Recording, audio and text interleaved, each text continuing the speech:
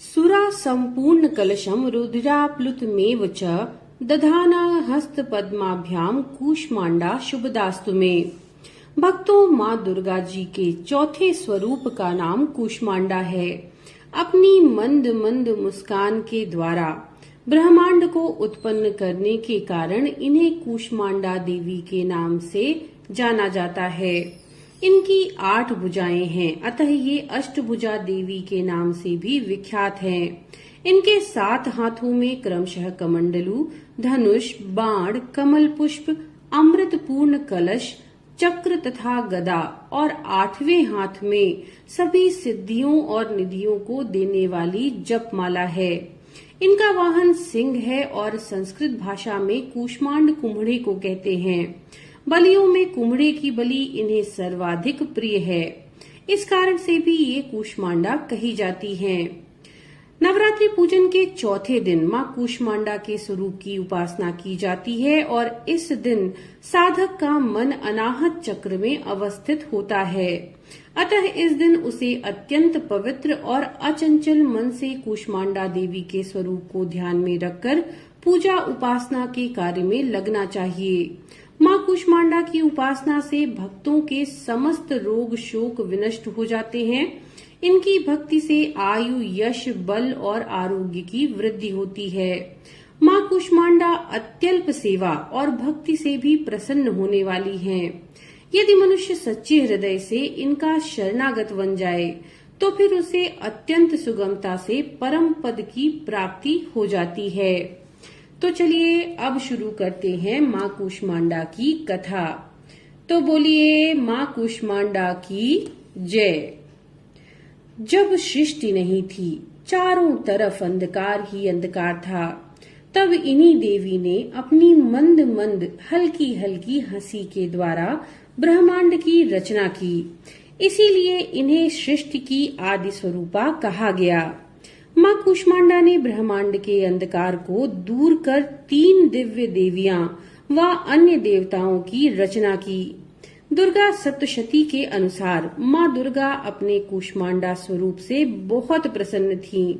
देवी कूष्मांडा का रूप धारण करने के बाद वे सूर्य के मूल में रहने लगीं। इसका तात्पर्य ये है कि माँ कूष्मांडा एकमात्र ऐसी देवी हैं जो सूर्य के मूल में रहती हैं, जहाँ से वो पूरे सौर मंडल का नियंत्रण करती हैं। यहाँ पर वास करने की क्षमता केवल माँ कूष्मांडा में है। इसीलिए इन्हें शरीर की कांति भी सूर्य के समान ही दैदीप्यमान है। इन्हीं के तेज से 10 दिशाएं अलौकिक हैं। ब्रह्मांड की सभी वस्तुओं व प्राणियों में इन्हीं का तेज व्याप्त है। माँ कूष्मांडा की कथा ऐसे समय में शुरू होती है जब कुछ भी नहीं था। सारा ब्रह्मांड खाली था, जीवन का कोई संकेत नहीं था और हर जगह अंधकार व्याप्त था। अचानक दिव्य प्रकाश की एक किरण दिखाई दी और धीरे धीरे सब कुछ रोशन कर दिया। प्रारंभ में यह दिव्य प्रकाश निराकार था और जल्द ही यह एक स्पष्ट आकार लेने लगा और अंततः इसने एक दिव्य स्त्री का रूप ले लिया। यह दिव्य स्त्री ब्रह्मांड की पहली माता अर्थात माँ कूष्मांडा थी। माँ कूष्मांडा ने अपनी मंद मुस्कान से अंधेरे को दूर कर सृष्टि का सृजन आरंभ कर दिया। माँ कूष्मांडा ने अंधकार को प्रकाश से बदल दिया और इस ब्रह्मांड को नया जीवन दिया।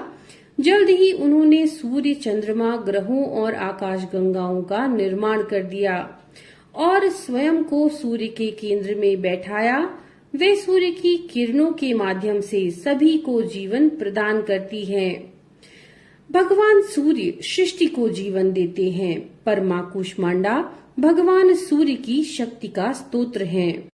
इसके बाद माँ कूष्मांडा ने अपने तीनों नेत्रों से महालक्ष्मी, महाकाली और महासरस्वती इन तीनों देवियों को उत्पन्न किया, जो ब्रह्मांड को सुचारू रूप से संचालित करती हैं। तो भक्तों, ये थी माँ कूष्मांडा की पावन कथा। बोलिए माँ कूष्मांडा की जय। तो चलिए अब करते हैं श्रवण माँ कूष्मांडा के स्तोत्र का। दुर्गति नाशिनी त्वहीं दारिद्रादि विनाशिनीं जयदा धन्दा कूष्मांडे प्रणमाम्यहम्। जगत माता जगत कत्री जगदाधार रूपिणीं चराचरेश्वरी कूष्मांडे प्रणमाम्यहम्। त्रैलोक्य सुंदरी त्वहीं दुख शोक निवारिणीं परमानंदमयी कूष्मांडे प्रणमाम्यहम्। माँ कूष्मांडा का कवच।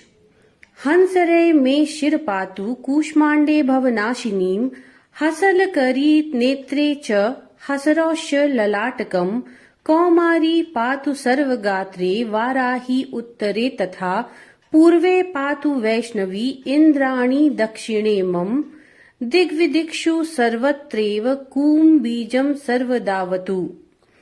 तो माँ कूष्मांडा के स्तोत्र और कवच का पठन या श्रवण इस दिन आप जरूर करें और इसके साथ ही माँ कूष्मांडा का जो बीज मंत्र है उसका भी एक माला जाप आप इस दिन जरूर करें। और माँ कूष्मांडा का बीज मंत्र है ऐं ह्रीं देव्यै नमः, ऐं ह्रीं देव्यै नमः। तो माँ कूष्मांडा की कृपा आप सभी पर बनी रहे। हम आशा करते हैं ये जानकारी आपके लिए उपयोगी होगी। नमो नारायण।